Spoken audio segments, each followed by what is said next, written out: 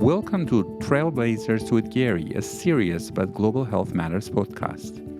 I'm your host, Garry Aslanyan. In this series, I sit down with trailblazers in global health for short face-to-face conversations, which you can listen to in audio or watch the video.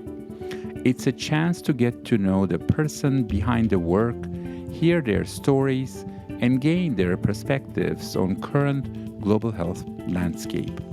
Join me as we explore the people, places, and ideas driving global health forward. Let's get started.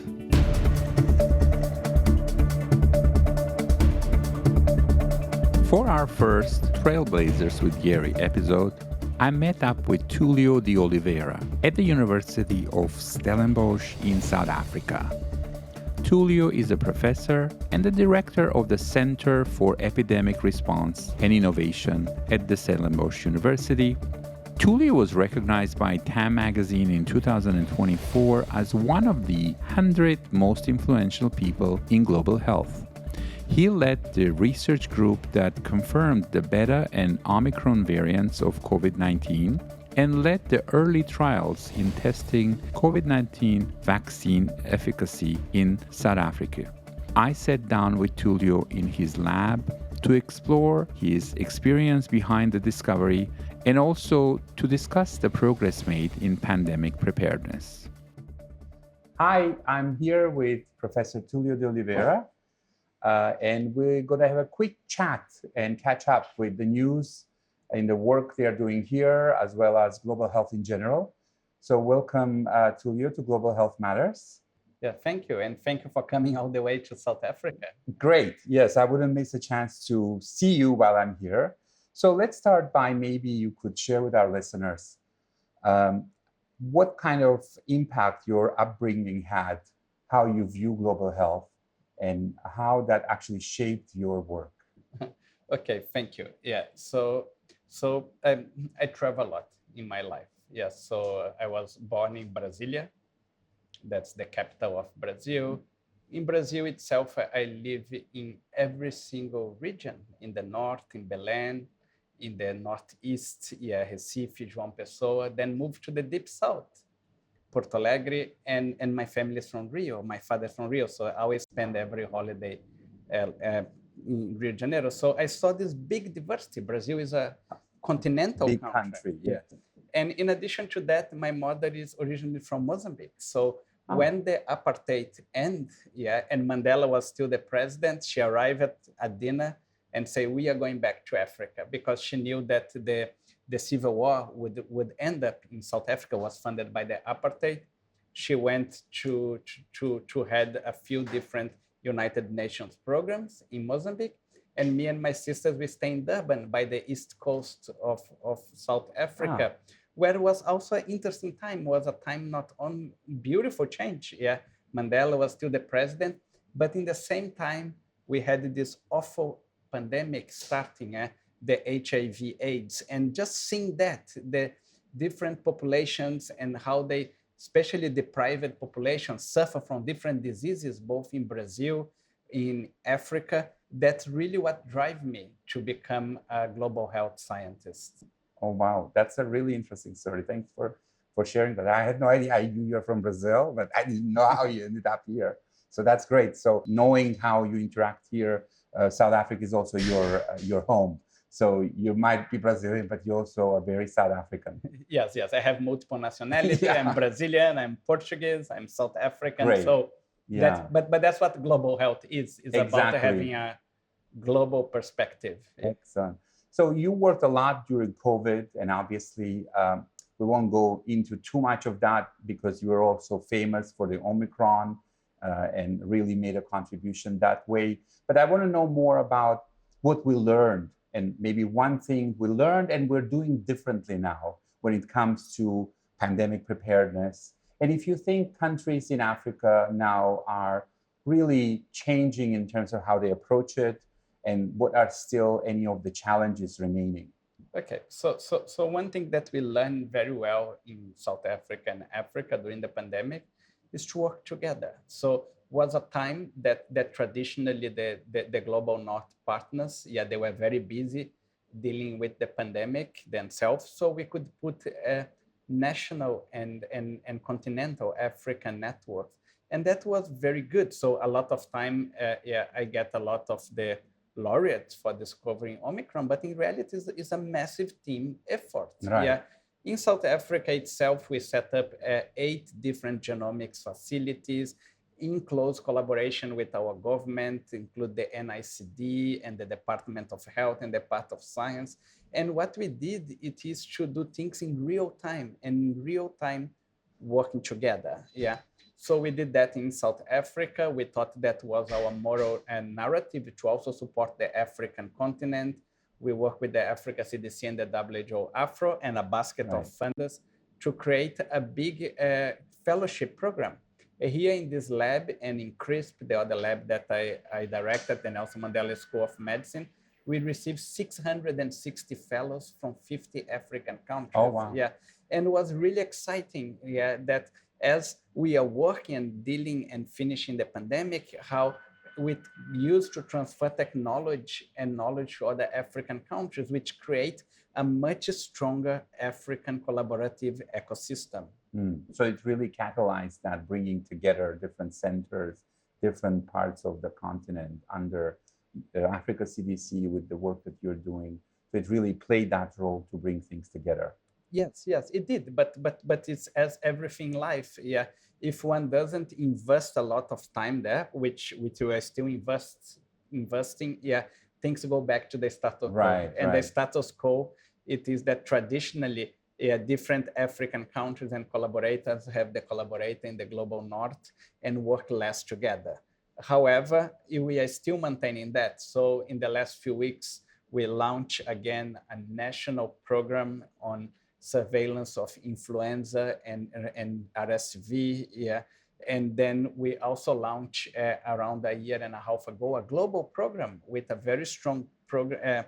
Is a footprint in Africa on climate amplified disease and epidemics. So what we are doing is still investing a lot on this collaborative network, both within South Africa and Africa, in a way that we can become more self-sustaining to responding to epidemics and pandemics, which in the end, it has a global benefit. Yeah, and as everything else in public health, we have to work all the time and be prepared. And if we're not, something is going to happen if we're not prepared. Yes, but it's preparing.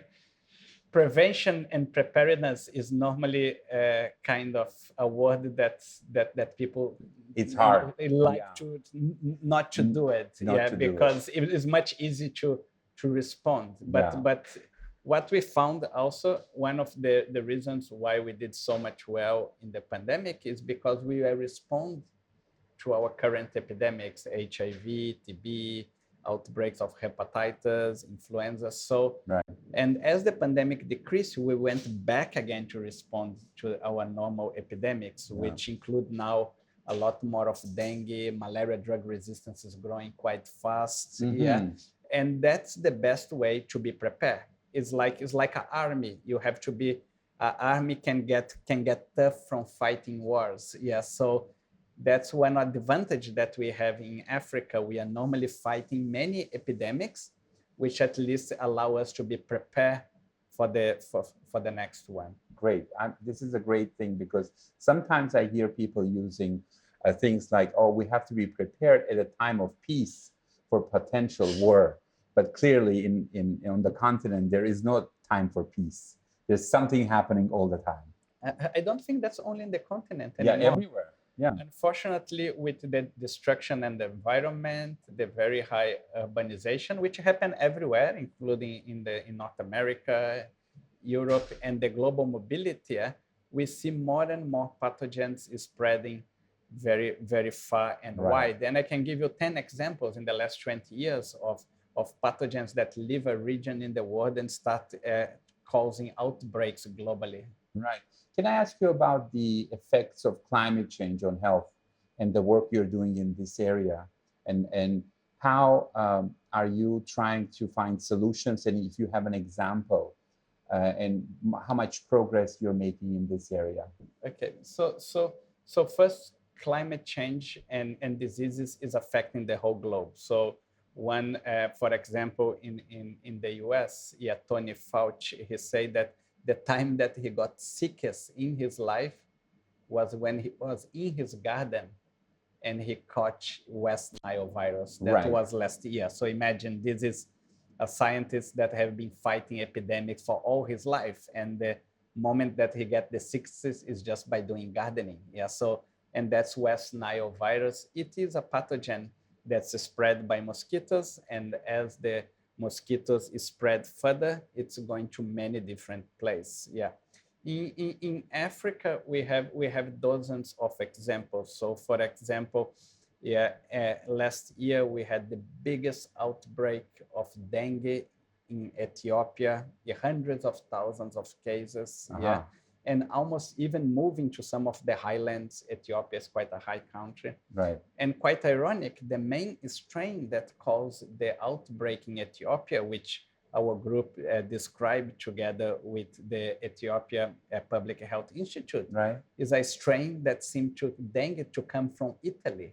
From Italy, wow. So just to see that kind of counterintuitive, sometimes we think that global warming and climate change will affect epidemics here that will go to Europe and America, but sometimes maybe in the opposite way. So that's a good example. Another good example, which the head of my lab here, my lab manager, Lucius Chabuca, responded in Malawi. The biggest cholera outbreak of the history of Malawi was a year and a half ago. That was followed, a big rain season that had big floods. And that was a strain that was amplified in Pakistan. 6 months before Pakistan had a severe floods, a big outbreak of cholera got introduced into Malawi. When the floods start, caused the big outbreak. So, and unfortunately, that kind of events, warming temperature, mosquitoes and floods is happening everywhere. We just have the biggest floods of history of Spain a few months ago. So really that, I mean, obviously we all have this knowledge that these things are affecting us. Are there any solutions that you think we can really, you have that are easily applicable from your early learnings in terms of how to deal with this, considering it's not going away and climate change is with us in a way? We may wait a bit for any improvement, but it's with us. We know that one of a not solution, it's what's happening in certain countries in the world. Now they are playing that trick that we call the ostrich trick, putting their head in the sand. Not paying attention. Not paying attention or says no problem there and hope the problem go away. Unfortunately, it will not, And for me, the kind of what we can do, given that the problem is not going away, it's probably amplifying climate change, extreme events and global warming, is at least to be prepared. So what it means be prepared? We should be tracking every single pathogens as spread in the world, calculating quite the risk of importation of that, which now is a global program, and then have already in stock, diagnostics, therapeutics, and vaccines, what we call medical countermeasures, to respond to that. That's the best that one can do at the moment. Quick identification, and then quick deployment of the countermeasures. Great. So the year 2025 started with some interesting news for global health. You probably are aware, I'm sure, and changes in funding and funding environment and some uncertainties in terms of global health governance. What are your perspectives on this and the impact these will have on global health and the way we fund global health or collaborate, both in terms of obviously negative, but maybe potentially positive impacts? I honestly don't think that there is any positive or much positive impacts. And what I hope is that people come to the common sense.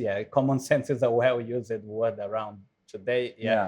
And the cutting of global health and epidemic response funding is the opposite of common sense. That's a silly, if it's not a stupid idea, especially if you use that in the name of making your population more safe. So what are you doing?